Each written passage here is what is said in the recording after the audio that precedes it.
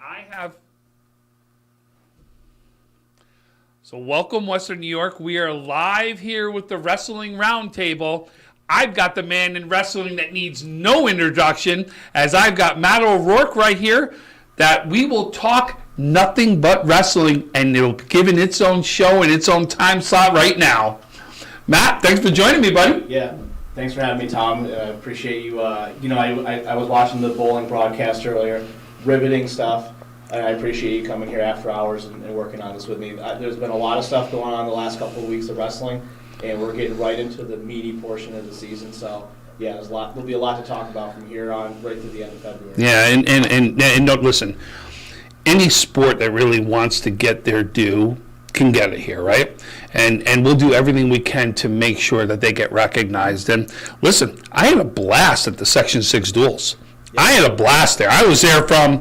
When did I get there? 7, and I was there by 8 o'clock in the morning, Yep. And I left by 5? Yeah. 4:35, somewhere in that range? Well, and it was exciting even without the normal 16 teams running around that we've seen there in the past, 2 years ago. Obviously, with the decrease in, the amount of people in the same place at the same time and such, we only had 7 teams total instead of 16, 8 on each side. Hopefully we'll get back to that in the future. But it still afforded the same amount of excitement and drama as it always has in the last, this is the 5th sectional duels. It's the 4th time it's been contested. And every single time it's been nothing but, fireworks and animation and really good wrestling. So Seeds meant nothing. Yeah. Seeds meant nothing. I love it.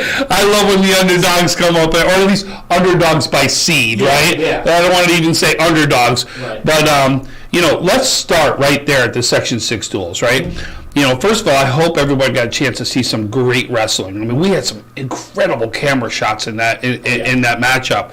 But Frank, you and Frank bought the house for that one. So anybody that didn't get a chance to watch that live, it's been up for 2 weeks now almost. Yeah. So it's still there for people to watch and check out. There was some really funky stuff. The mat side camera was something I've personally never really seen before. You usually go places and it's kind of stationary off in the corner. That mat side thing that Russ and BJ were doing was fantastic. Yeah, it was unbelievable. Just to see some of the facial expressions, even of the wrestler, was to me incredible. But the wrestlers have been going through it, taking screen clippings of it and sharing it all over the place since we did it. So it's made its way around. That's awesome. Yeah. So, but let's talk about what happened, right? We started the day at the small schools, right? So small schools, 3 teams were there, mm-hmm. right? So why don't you go ahead and talk about what you saw in the small schools? Well, of course, it was 3 blue bloods, Newfane, Faulconer, Iroquois, synonymous with Western New York with Section 6 wrestling, going back decades now. All 3 of those programs have great traditions. There was 6 total applicants. You have to apply preseason to get in, and then if you qualify, you obviously get an invitation to come. Portville was going to make their first appearance. Unfortunately, they were unable to come, so they left us with 3 teams. So Faulconer had game planned for Portville for the prior week. All of a sudden, 2 days before that, boom, they get Iroquois instead, who they only saw the week before and had beaten by a very close margin at the Letchworth-Dick Vincent duels. So that obviously, for Coach Wilcox and the gang down there, they had to quick game plan, reconfigure a couple things, and they made out pretty well. They ended up winning that match. Was it 39-30 was the final, but they had it wrapped up with 2 or 3 weights to go. So now Portville would have been the 3 seed, Iroquois would have been the 4. Is that how that would have landed? Okay. So it would have been Iroquois, Newfane first round, Portville, Faulconer first round, and the winners would have met obviously. So then Faulconer wins and goes on to beat Newfane. It was Newfane got a hot start with Braden Kellison at 110 pounds, a 7th grader. Goes up and pins a sophomore to get things started, and it was kind of all Newfane from there on out, to tell you the truth. It was a 43-24 final. The Panthers earned it. These guys, Coach Luczynski and Coach Lingle and Coach Gill have had this group that's there now together for a very long time. And they just have they have a ton of firepower. They have Aiden Gillings, who we'll talk about, placed in the state 2 years ago, was a sectional champ 2 years ago, was a sectional finalist, and he's only a 9th grader now. So they have another returning sectional champ at 285. So we'll get to Newfane, and they're on their way to the state duels. But Newfane pretty convincingly, won that one, and got some revenge. They met Faulconer last at the sectional duels 2 years ago. Had a good game plan for them, but that was also the year Faulconer went on to win the state title. So they got a little revenge this time on the one of the heavy hitters in Western New York. To be the best, you got to beat the best, right? And I think Newfane wouldn't want it any other way, no doubt about it. Yeah. Am I correct? The last time Newfane had a state title winner was at the heavyweight, wasn't it? Yeah, was it 2 years ago? Yeah. Jaden Hears, yeah. Yep. So I am correct in that. So they're no stranger to wrestling success, no doubt about it. Not at all. So I mean, we were going to talk about their duel, but I mean, they're on the verge of an 8th straight Niagara Orleans title. I mean, Newfane has got like I said, a great tradition. Tons of great wrestlers and coaches in their past. And the expectations are always high up in the northern part of Niagara County there. So, and then you went on, we had the large school, which that's where the upset comes in as far as rankings go, right? Yep. So, but we had 4 teams represent the large schools. Why don't you talk a little bit about the large schools? So it was the four large schools, definitely the 4 most qualified, I'll say. I don't really think there's much argument for that. Top seeded Niagara Falls came in with Star Point as the number 2.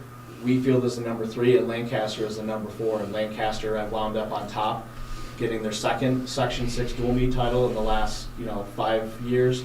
Gonna head back to the state dual meet tournament for the 3rd time. They were a wild card once. Still looking for that first win though at the state dual meet tournament. So I'm very interested to see what happens this week. I know Section 3 is wrestling their dual meet tournament tonight. Section 5 is ongoing this week, so it'll largely depend on what's going on around the state. To see where Lancaster falls in terms of their seeding. I think they'll be in a good shape, seeing how a lot of this has to do with sectional place winners from 2 years ago, not last year.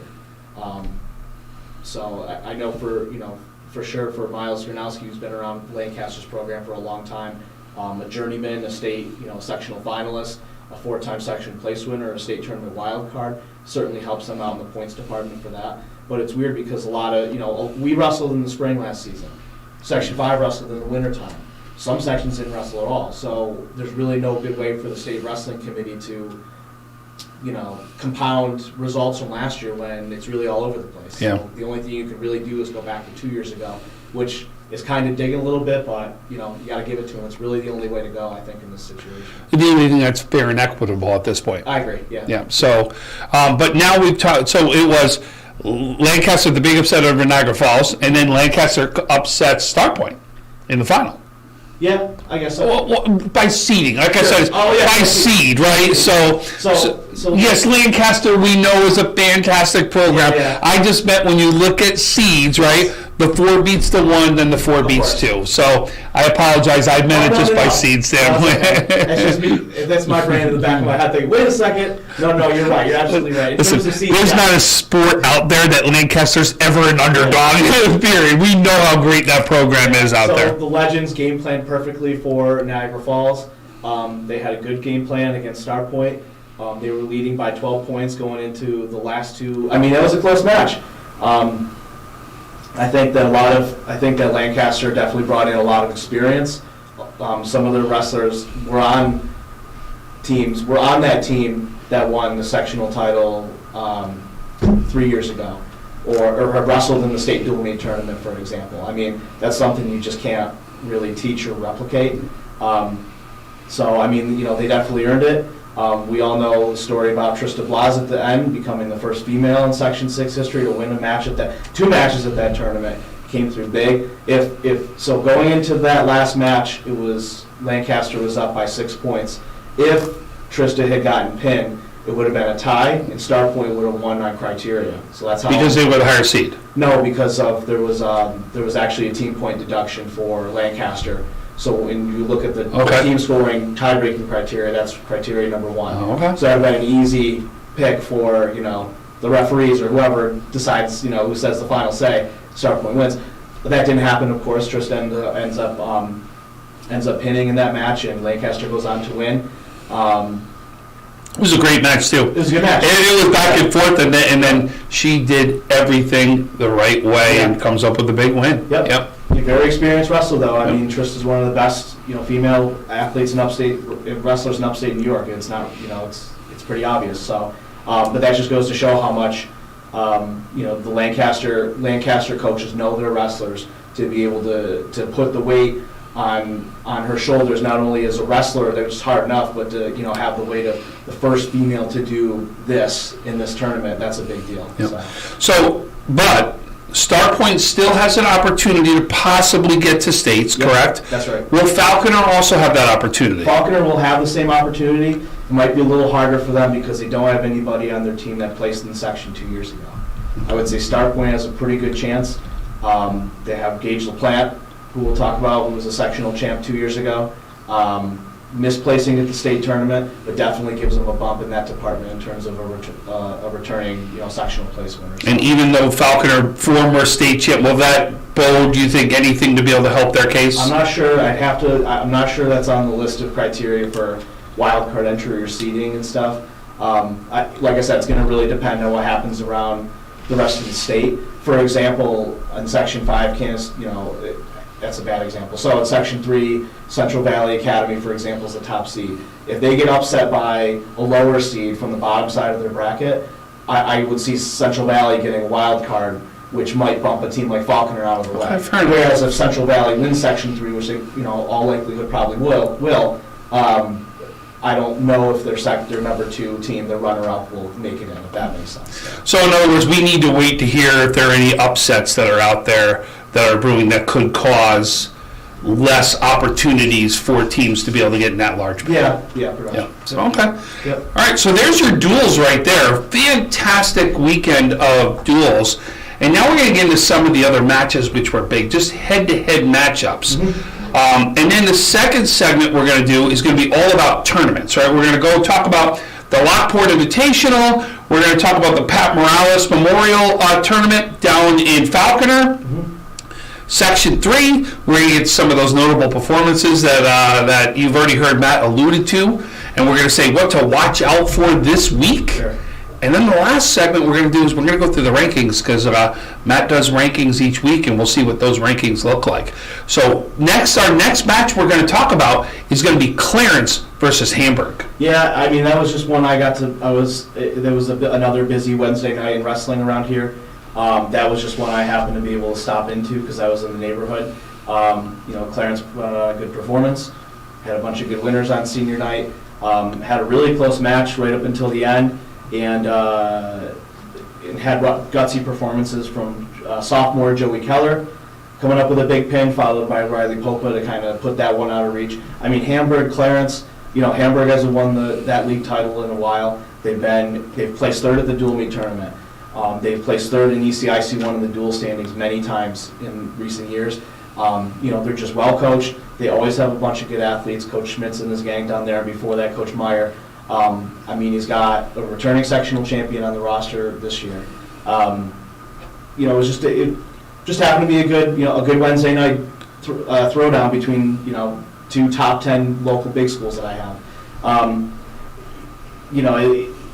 This week, and next week will really decide these league races around the section. Also, last week on Wednesday was the Faulconer-Chautauqua Lake match. 2 undefeated teams in Chautauqua-Cattaraugus Division 1. Faulconer ends up winning that one 38-21, had a pretty big lead at one point, 39-3, I think, 32-9, I think they jumped out to, before Chautauqua Lake kind of recovered some points in the lower weights. Faulconer's going to go on, I think it's been since 2014 to 2015. That season was the last time they lost a CCA one match. Now they have a good one coming up with a good Southwestern team this week, so I don't want to get too ahead of myself, for anybody's sake.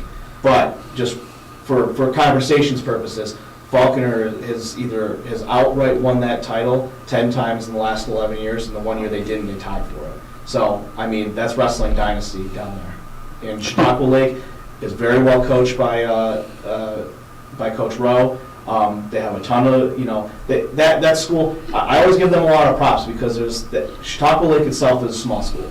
But they have wrestlers from Panama. They have wrestlers from, there's no high school at Ripley, Westfield, anywhere else. I'm probably forgetting one or two. Clymer, Sherman, any of those schools like that will send a guy to Chautauqua Lake. And they've always been very good in the past couple of years. This year, I think they're even a little step ahead. I think that match with Faulconer was definitely one that I was keeping an eye out on, an eye out for. But the Golden Falcons and Coach Wilcox always come through at the right time, it seems like. So, to defend their territory. So I got to shout out both of those teams for the match last Wednesday. Star Point Amherst was another good one. 2 undefeateds in ECIC 2. Both of them looking for their first league title in quite some time. Star Point ended up winning that one 49-9 on senior night. Coming off of the loss, they wrestled Lancaster in somewhat of a match that they, obviously they would have hoped they would have won, and immediately have to turn around with a number 7 Amherst team, and they took care of business on Mapleton Road. So, it's a quick turnaround. It's really only a couple days, you know what I mean? So, so they got it done in that one. So the next matchup that you want to talk about is a huge NFL matchup, and that would be Niagara Falls and Lockport, right? Or, I'm sorry, North Tonawanda. I apologize. NT North Tonawanda and Lockport in a big matchup in the NFL division. Yeah. So, Niagara Falls and Niagara Wheatfield, for all intents and purposes, I think that the Niagara Cup is probably going to decide that league champion. And Niagara Falls already has a big win over Wheatfield from the dual meet tournament. But I wanted to give a shout out to North Tonawanda and Lockport. Lockport has been the Mighty Lions at one point. They've been rebuilding their team, I think, the last couple of years, and they had 2 close losses last week. One to St. Mary's, one to North Tonawanda. But in both of them, they fielded in the North Tonawanda match. They fielded a full lineup, went back and forth, had a very close win total versus the Lumberjacks. I think North Tonawanda will I imagine that would put them right in the 3rd spot in the NFL. It gave them another double-digit overall win season for the 3rd time in 4 years. But definitely good stuff for Lockport. Getting the participation up, getting the competitiveness back up. Coach Morello was an all-time Lockport legend up there, doing a good job. I know Coach Scapoletti's still involved, and they ran a good tournament last weekend too. So that one won't that result isn't going to decide that league race. But I think it's important an important result for both of those teams right there. Next step in the process. That's right. Yep, no doubt about it. Yep. And you see Lockport taking the next step in the process in multiple sports. Mm-hmm. So we're really seeing a lot of changes happen up there, and all positive, which is great to see. Yep. So your next matchup goes in the Monsignor Martin division, right? Oh, yeah. And that's where we're going to see St. Francis, who took on Canisius. So Canisius, won that big one versus St. Joe's a few weeks ago. For the first time, in quite a while. It also has a win over Gow School. So St. Francis hasn't, up until last Thursday, hadn't wrestled a Monsignor Martin match all year. So they actually hosted Canisius, and I believe they hosted Canisius. No, they're at Canisius, sorry. And they were down 35-21 with 3 weights left. They got 3 straight pins to end the match, capped off by their senior journeyman, Liam Edwards, at 160 pounds. I know that they collected a couple of forfeits in that one, so shout out to Canisius for winning a good deal of those head-to-heads. But a surprising 2-0 start for Canisius, and even this week is gonna figure a lot of things out too. In that race, I know that Frank and I will be at St. Francis on Thursday for that big St. Francis St. Joe's matchup, but it's going to be important. I believe that Canisius St. Mary's match on Friday, only 3 teams from Monsignor Martin get to go to the Catholic High School Athletic Association duels. It's going to be downstate again this year, and right now we have 4 teams trying to, Gow is the 5th school, but right now we have 4 contenders to get to that tournament: St. Francis, St. Joe's, St. Mary's, and Canisius. So by the end of this week, we'll know, what our league title situation is going to be like, who's going to get that nod to the Catholic school, dual meet tournament. And I'm sure I'll be talking to Coach Kennedy about this here pretty soon. But it's going to be an exciting end of the week. That may be probably the more competitive dual meet season for Monsignor Martin since I've been involved in doing this with WNY Athletics. So it's exciting stuff. And I know all the coaches at those places. And I got to give a special shout out to St. Mary's tonight. Trevor Sheehan, I believe, broke their all-time wins record. So that's a nice little tidbit literally just before we started. And they came out with a new set of rankings this week, the Catholic School League did. So there's a bunch of names from Monsignor Martin mixed in there. I believe the only top-ranked guy from Monsignor Martin right now is Austin Zimmerman from St. Joe's at 110. This is for the Catholic schools in New York State. He was a returning Catholic school champion as well. So, yeah. So you talk about you had news come in, as you just said, as someone who broke the record. Yeah. You also got news about an upset that happened tonight that you were going to talk about as Orchard Park upsets Clarence tonight. Yeah. So I just got the score from that as well. So that's a team, an Orchard Park team that both those teams got to the Section 6 duels. Clarence was the 5 seed, Orchard Park the 7 seed.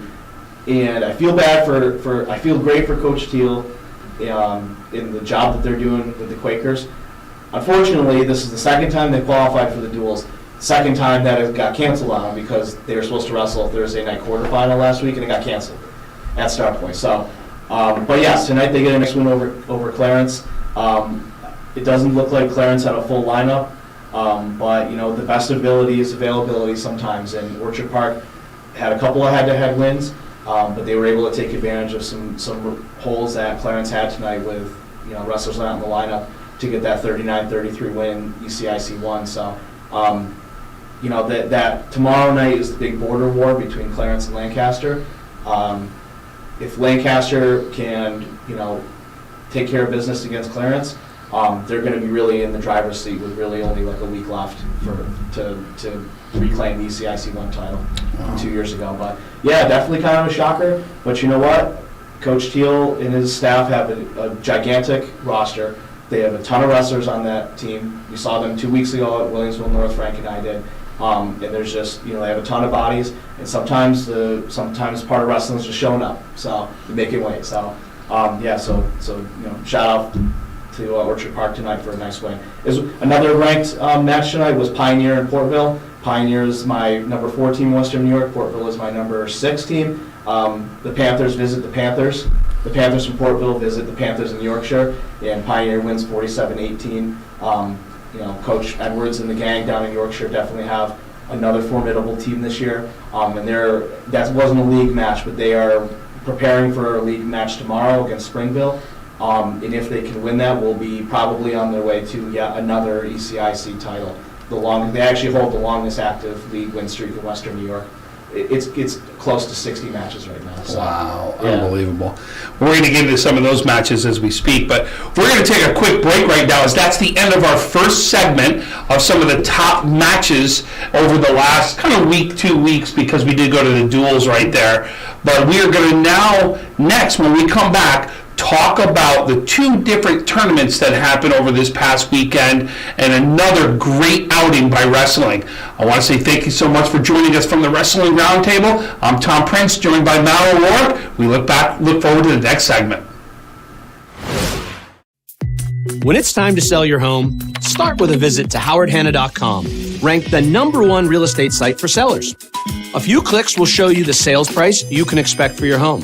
We can get you the most money in the quickest amount of time because we know where the local buyers are and how to reach them. So if it's time to sell your home, visit howardhanna.com today, and we'll match you with a local Howard Hanna agent to sell your home fast. I love being home.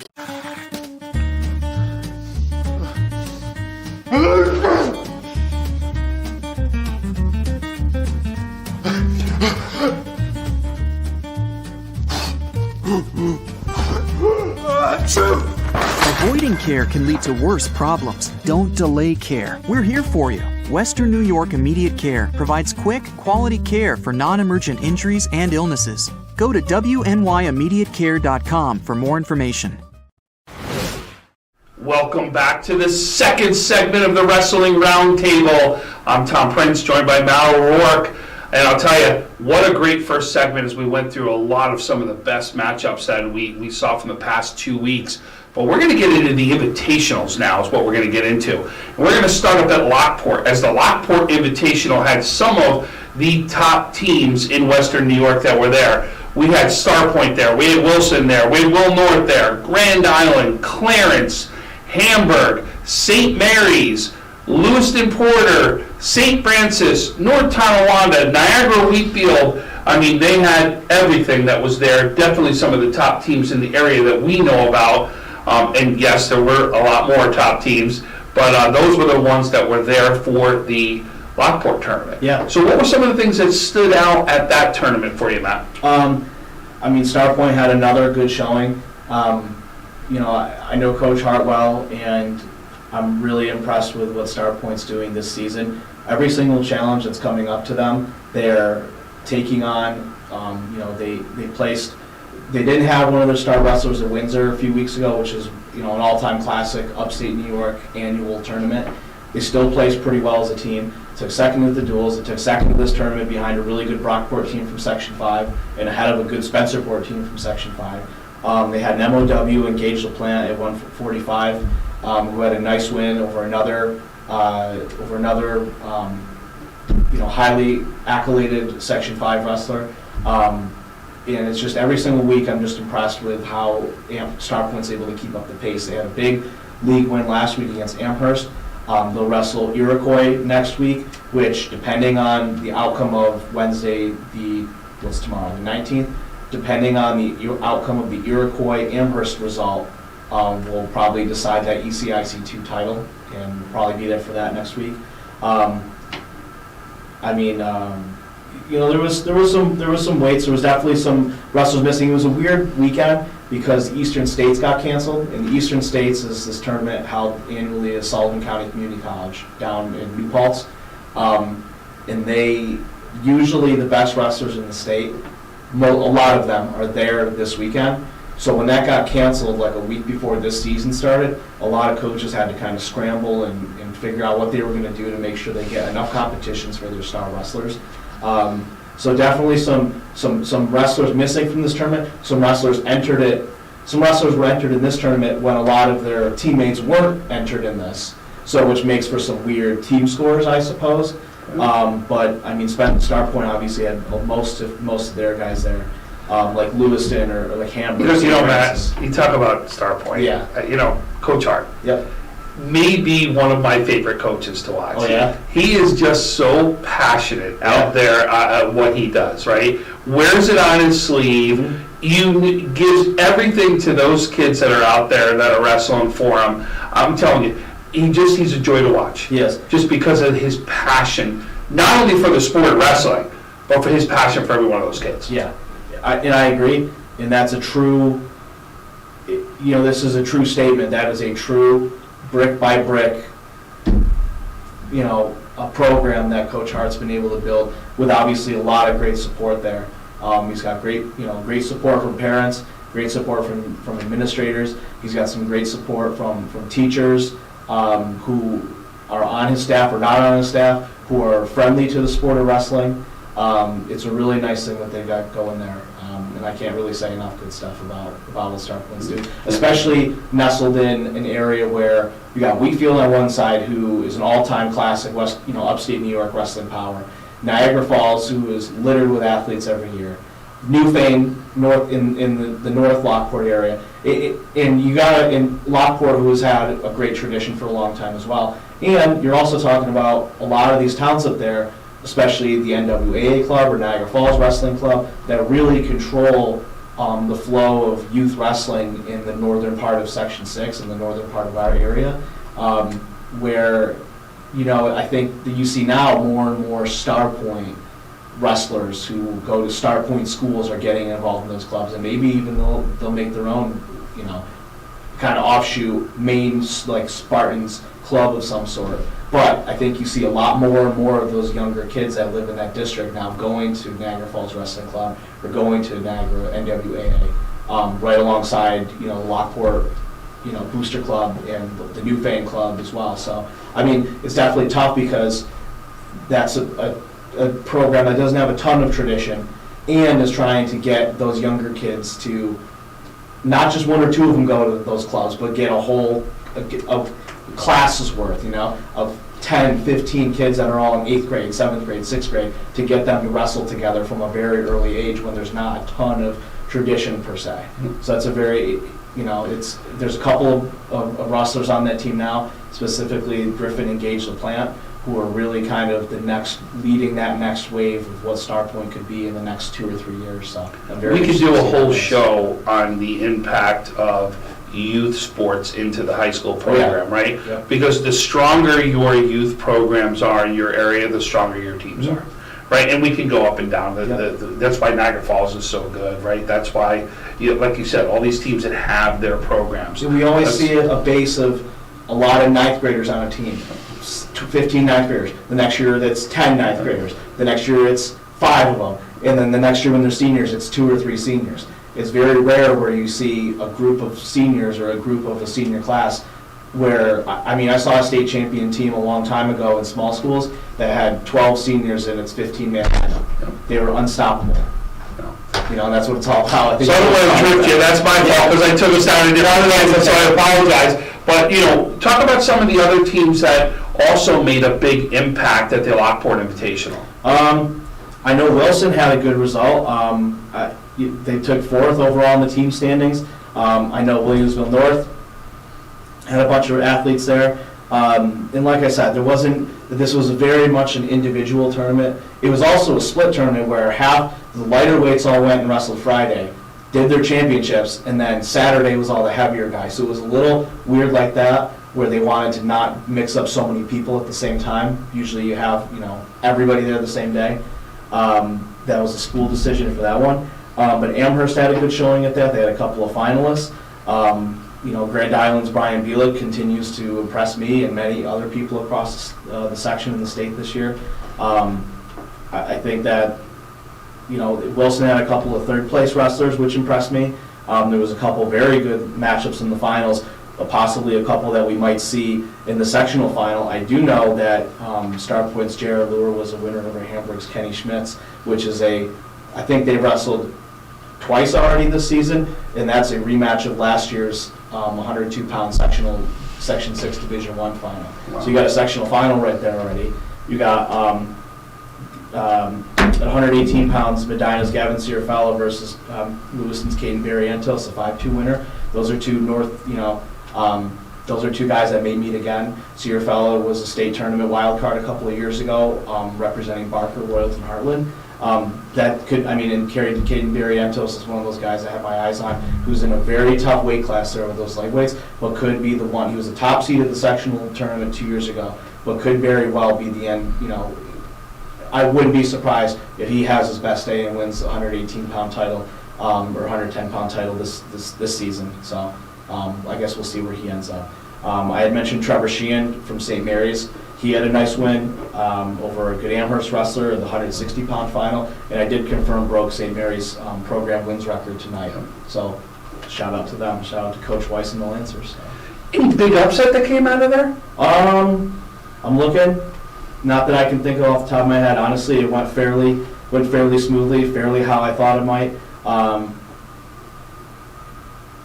Not really, not a ton. There was a good amount of these weights were won by Brockport and Spencerport wrestlers, but yeah, not really a ton that I can think of. A lot of good matches. I won't say there's any big upsets, but definitely a lot of very good matchups. Ones that we may see again as well. I know CJ Updegrove from Star Point had a nice day, took 3rd in that tournament, and he's been a big part of that lineup. And I know Coach Hart's going to rely on him in their matchup with the Iroquois next week. So, but yeah, other than that, fairly standard tournament. A lot of good individual matchups that I'll be keeping an eye on to see if they occur again later this season. Okay.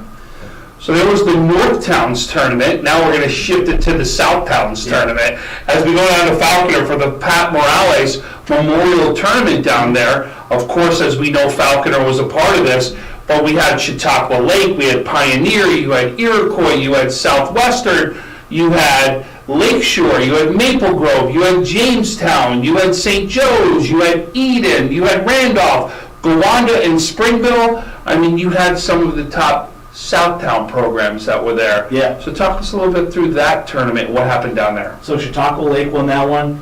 Chautauqua Lake, we already talked about them once. Very good dual team, maybe even better individual team, just based on where their guys are. They're very good. They're usually loaded in the lower weights. And on an individual tournament, maybe allows them to spread out a little bit or to maximize those points. You think about two guys, maybe you have two guys that are both good 102-pounders, but maybe you can't bump one of them in a dual meet because he's too light to really beat anybody at one time. In an individual tournament, you can put both those guys, obviously if the tournament allows for double team scoring. But that's a big deal when you have a team that has a lot of little guys that you can't really bump around or that really need to wrestle at their weight. Chautauqua Lake won that one. There was a bunch of Pennsylvania teams, a bunch of, Pennsylvania's obviously not far from the border there. And the Faulconer coaching staff is mostly former Pennsylvania guys that have a good relationship over in the Keystone State. They get a lot of, good competition comes there. And they usually mix it up too. I've seen teams from Ohio. I see different Pennsylvania names there every time I look at the results from year over year. Southwestern had a good showing. I know Chautauqua Lake had a pair of champions. I want to talk about Pioneer as well. I know Pioneer's Xander Kirsch, who was my wrestler of the week this week, beat probably all three of the title contenders for Section 6 Division 2. 126 pounds are there, and Xander Kirsch was a winner over the other two contenders, I think by anybody's account. Has had a very impressive season, wrestling really good competition. Coach Edwards sets him up to wrestle some really great wrestlers week in and week out.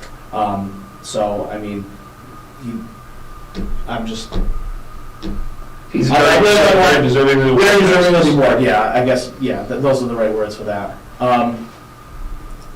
I'll say, I had talked about Austin Zimmerman from St. Joe's, had a nice major decision win in the final. That one, Southwestern's Carmine Calamari back at 102 pounds, really flying under the radar, fantastic little lightweight wrestling for the Trojans. Let's see, Pennsylvania team wrestlers won, I think, all 6 of the heaviest weights.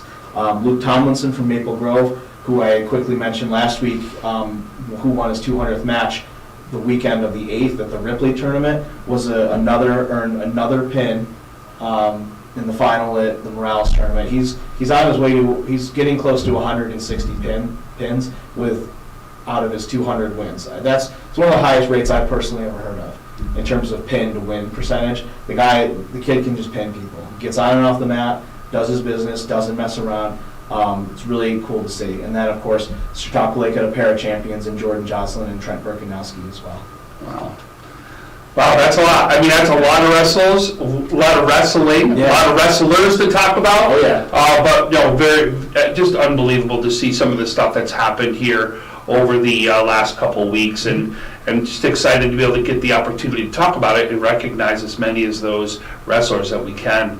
So we're going to take another quick break right here as we come back for segment number 3. In that segment number 3, we're going to talk about some notable performances that Matt has absolutely seen. And then number 2, we're going to talk about some of those big matchups to look out for this week and why to look out for them. So stay tuned. Join us for segment number 3.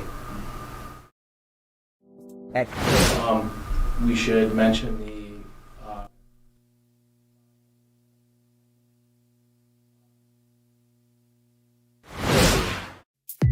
When it's time to sell your home, start with a visit to howardhanna.com, ranked the #1 real estate site for sellers.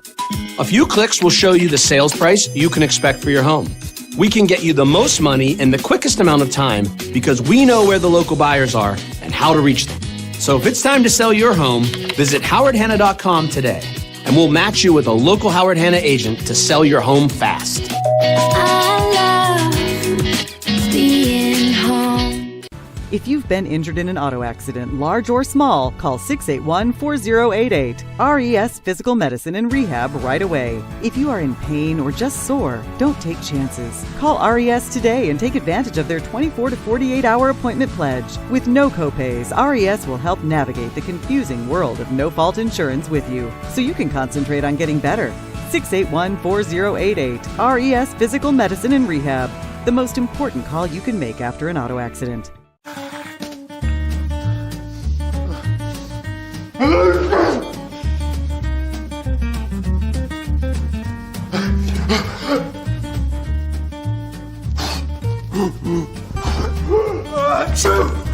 Avoiding care can lead to worse problems. Don't delay care. We're here for you. Western New York Immediate Care provides quick, quality care for non-emergent injuries and illnesses. Go to WNYimmediatecare.com for more information.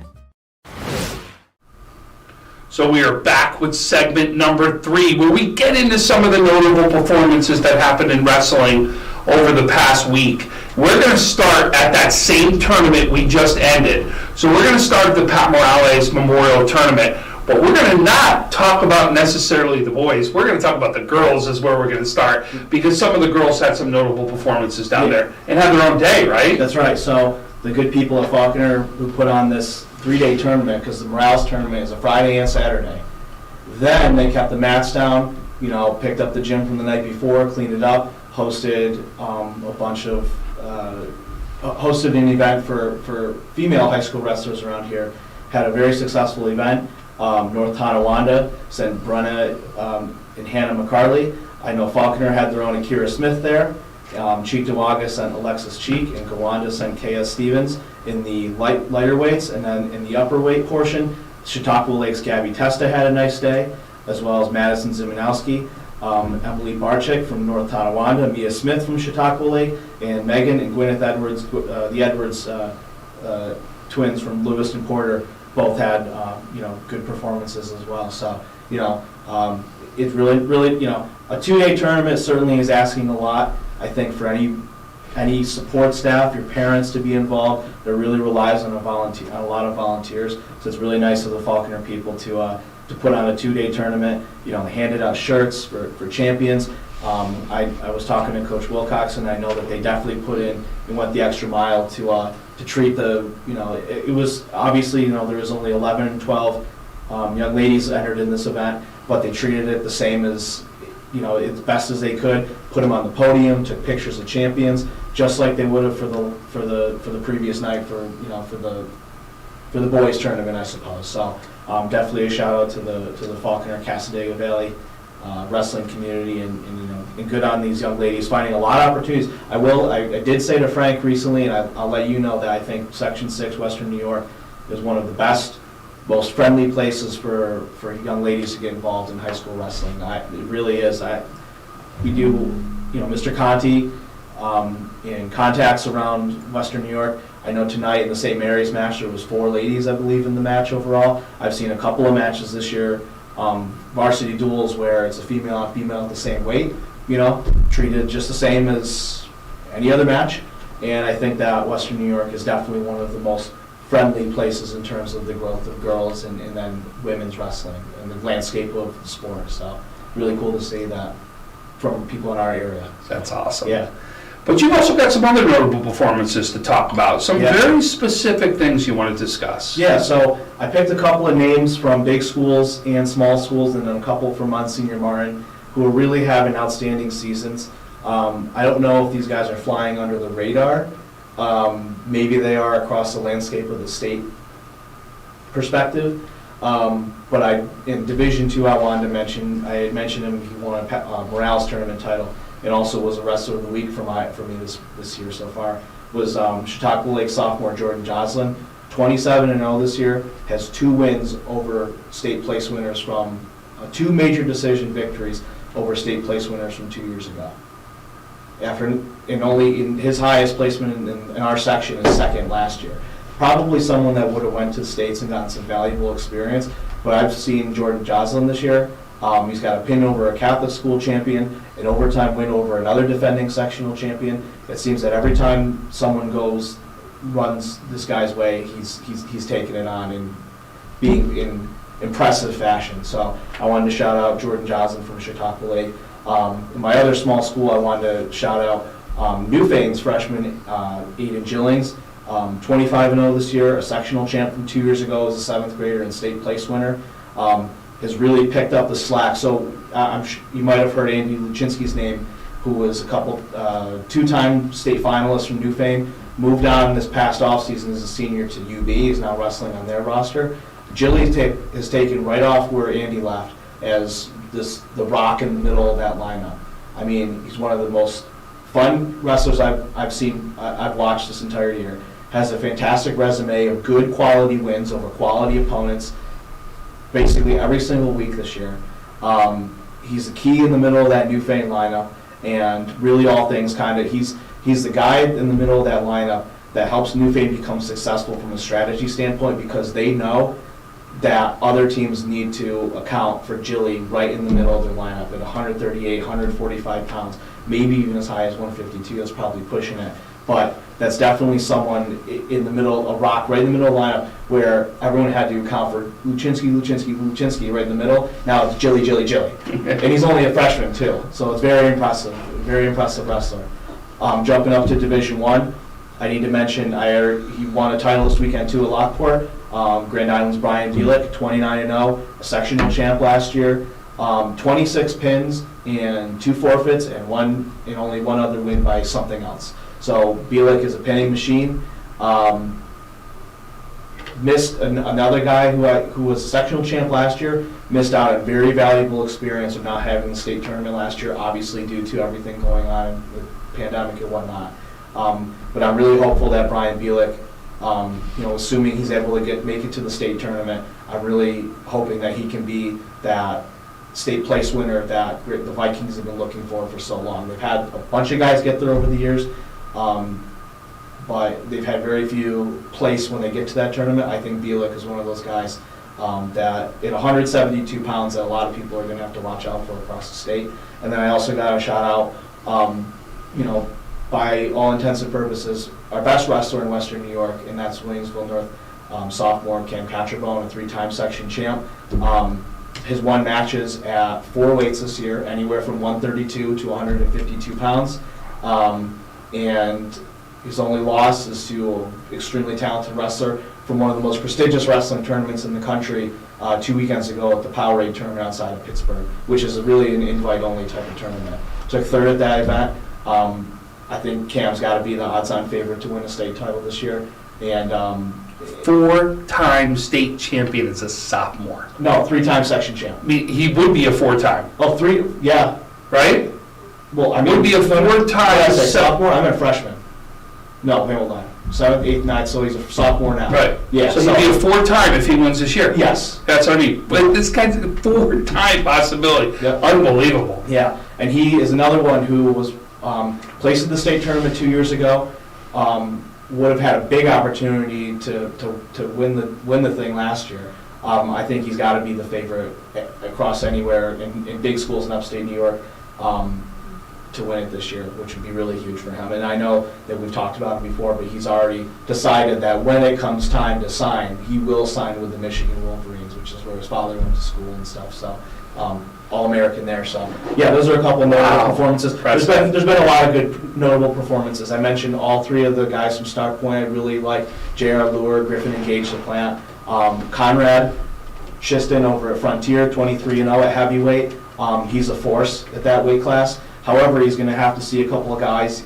I think he's already seen anybody else he's going to run into contend for the sectional title. He's already wrestled Stefan Fearon from Lockport, who's the defending sectional champ, beat him by decision.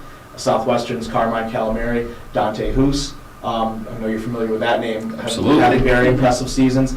And then in Monsignor Martin, I had talked about Austin Zimmerman from St. Joe's, the defending Catholic school state champion. Luke Van Treska having a great year too. Liam Edwards from St. Francis, we discussed him. Canisius has three of the better wrestlers, I think, in any given weight class in all Catholic schools, with Luke Bridges, Cody Franklin, and Braden Vandenberg, who's 27-2. Only 2 losses are to Dante Hoos. Wow. And then at St. Mary's, Trevor Sheehan is obviously putting on a fantastic performance. Did so again tonight. Those are a couple names to watch out for on the Catholic school thing, on the Catholic school side. Awesome. Well, I had one notable performance of myself, and that's actually going to come from the upstate New York chapter of the National Wrestling Hall of Fame. They've announced their Stambro Media Award winner, and that's absolutely our work right here. Thank you. So, Matt, congratulations. That is an unbelievable honor. Never mind to really be recognized not only by your peers in the area, but this is looking at you across upstate New York. But at the same time, this is the National Wrestling Hall of Fame that absolutely has something to say in this and believes in what you're doing. Thank you. Yeah. There's a lot of thank yous I have for that. I appreciate the nomination from Frank Wolf here at WY Athletics. I basically just emailed him a couple years and said, hey, can I come on and write? And now here I am. But I know he nominated me. And I know that there was a number of coaches and peers of mine throughout the area that also backed him up on that, and I appreciate that very much. Yeah, it is an honor to be nominated and recognized by your peers and people that you look up to, respect, learn from. We all have our avenues in life, I think, where you learn from other people or people's advice that you want, advice and feedback and criticism that you want from people for yourself. That for me is from my history and the way I grew up is from wrestling minds, and I appreciate the criticism and the feedback and being able to get involved out here, and especially because I'm not from this area and I'm not a journalist by trade. I'm not wasn't a great wrestler in high school or college. There's a number of things that that I don't have for wrestling, but one thing I do, I suppose, is a way to translate what happens on a wrestling mat in the written and spoken word, I hope. And I think that I guess people like it well enough to nominate me for this award. So I appreciate anybody that is, taking time to listen to my stuff, read it, help me in a setting like this, Tom, like you and Heidi are tonight, help me put this on, helping me help wrestling get a better name in Western New York, in upstate New York, in anywhere that people care to learn more about wrestling or become involved. And then obviously especially goes out to the referees around here from the Niagara Frontier Wrestling Officials Association, Tom Sinelli and his crew, the Southern Tier Wrestling Officials Association, Jesse Beers and Mike Reynolds and their crew, and all the coaches that have been taught me stuff or let me text them at midnight after they're done with a match and they're exhausted, they're driving back from Jamestown or something, to ask them about something very specific in a match that's going on. And of course our sectional administration, Mike DeBarbary, Izzy Martinez, Tim Slade, people like that for letting me do what I want to do within the bounds of being respectable and doing the right thing for everybody. So awesome. I appreciate that. Thank you. So listen, Matt, a lot of people don't realize that. Listen, I'm in the same boat you did. Like I didn't have any of this either, right? Yeah. It was a passion that came about. Yeah. I've been a sales manager for years and years, and I get asked a question every time I interview somebody when it comes to sales. And they say to me is, what does it take for me to be successful in this job? You want to know the one answer I gave them every single time? Sure.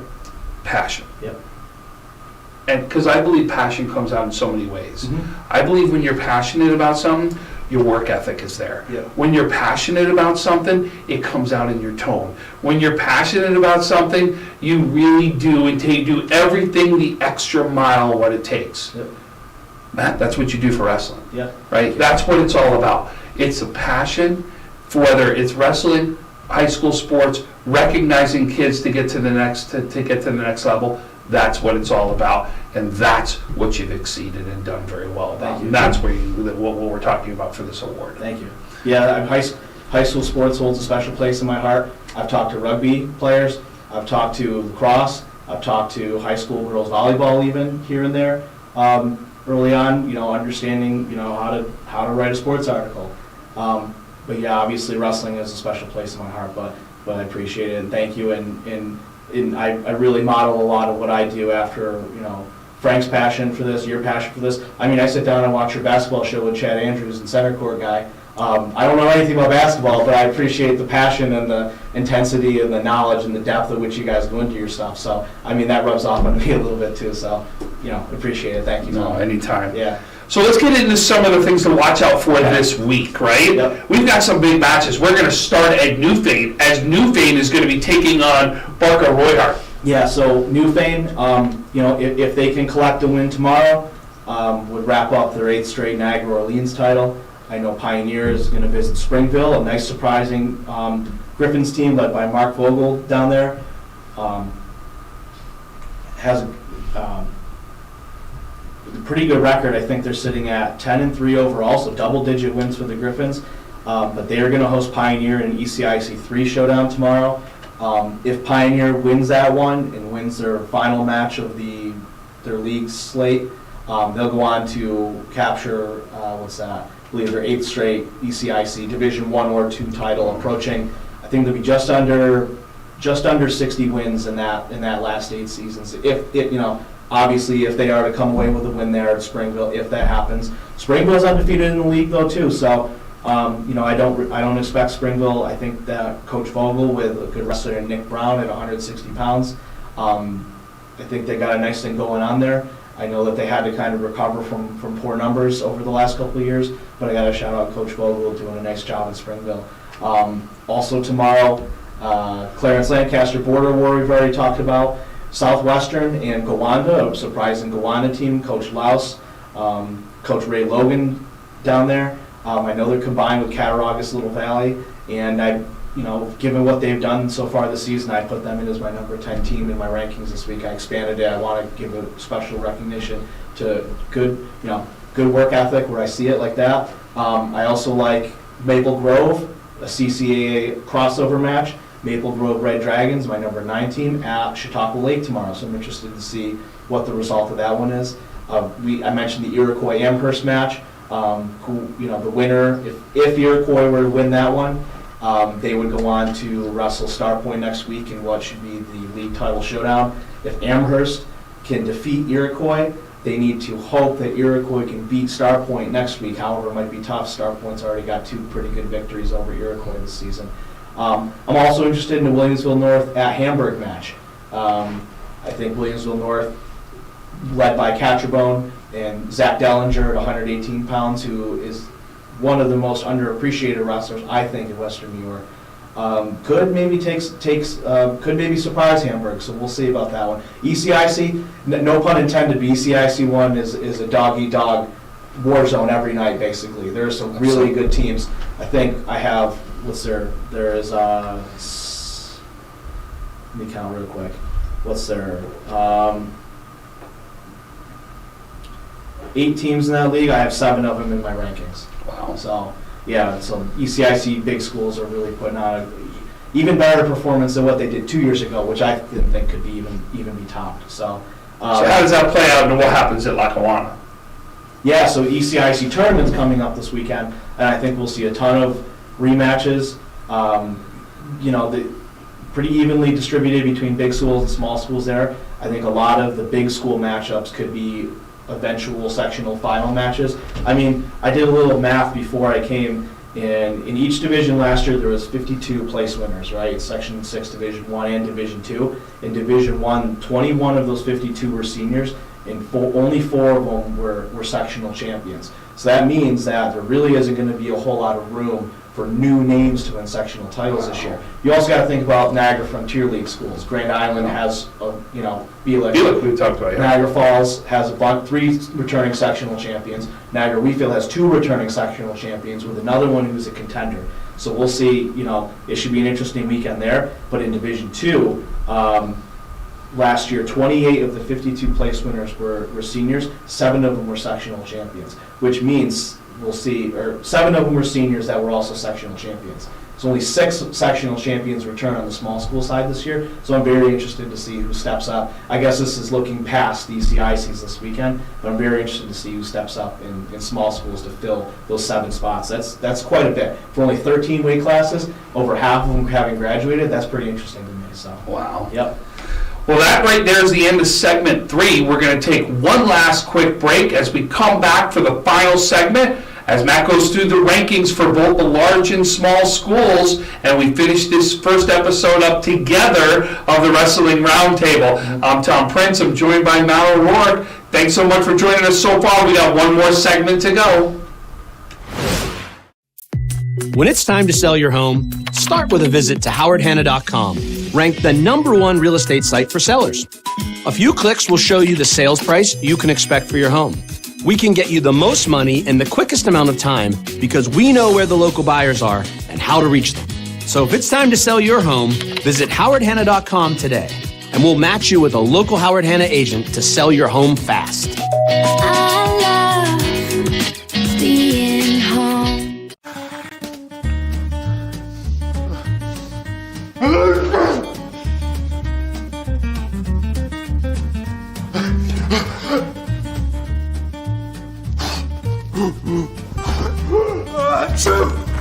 Avoiding care can lead to worse problems. Don't delay care. We're here for you. Western New York Immediate Care provides quick, quality care for non-emergent injuries and illnesses. Go to wnyImmediatecare.com for more information.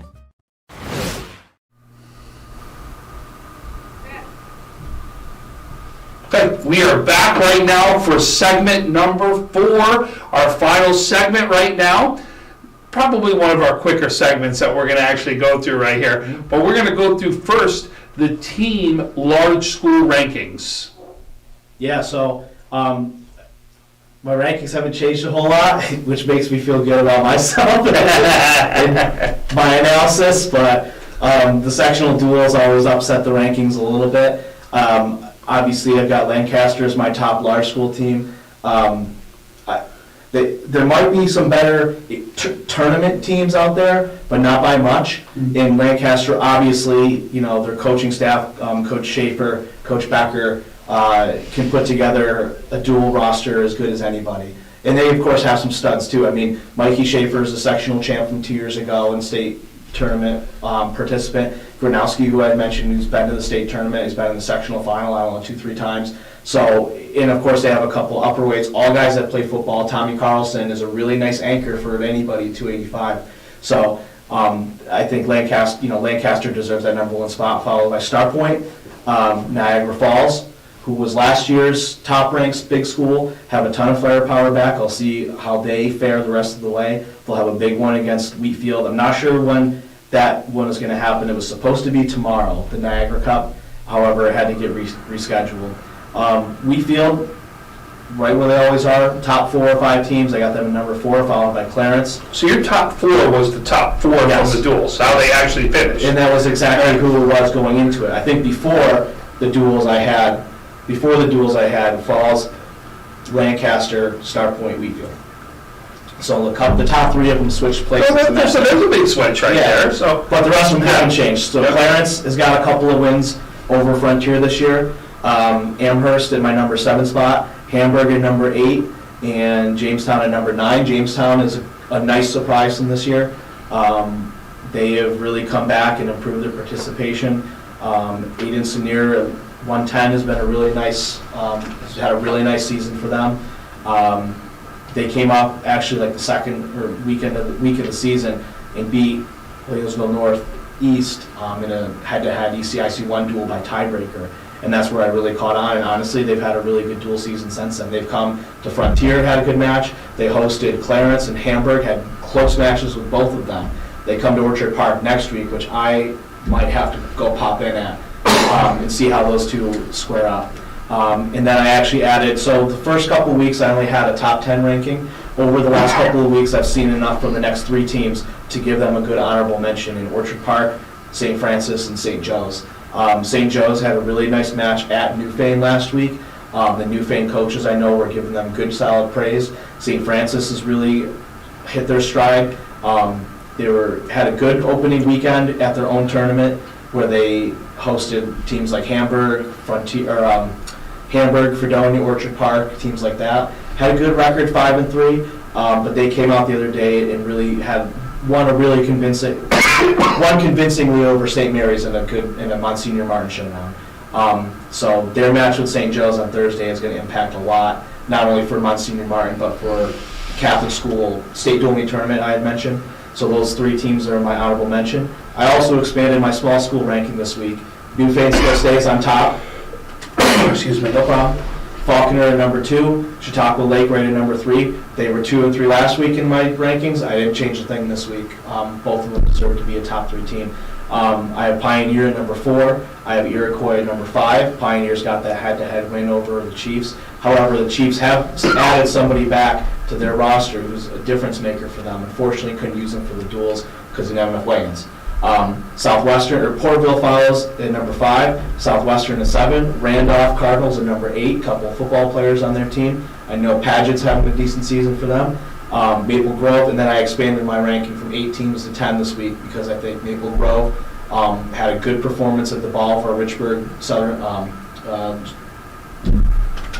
Scuffle. I forget the first name of that, but a good dual meet showing there. won a couple, I think 7 or 8 matches at that tournament. And then I had mentioned Gowanda, Cattaraugus, Silver Valley, who have really climbed, where I went to the first Section 6 duels in 2017.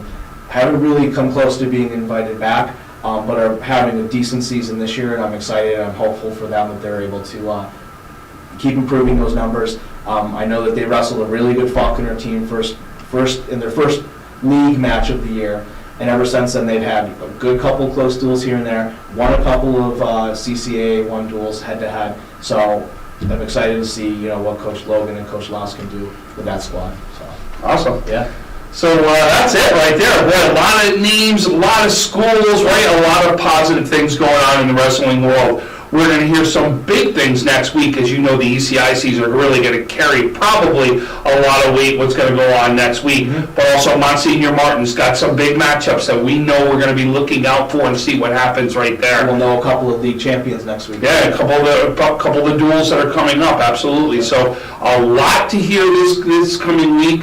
We're excited. Can't wait to see what happens. But take a look as the Wrestling Roundtable will be back. I'm Tom Prince. I'm joined by Matt O'Rourke right now. I want to say thank you so much for joining us here tonight. I want to thank Heidi Gunther, our producer. But great job tonight.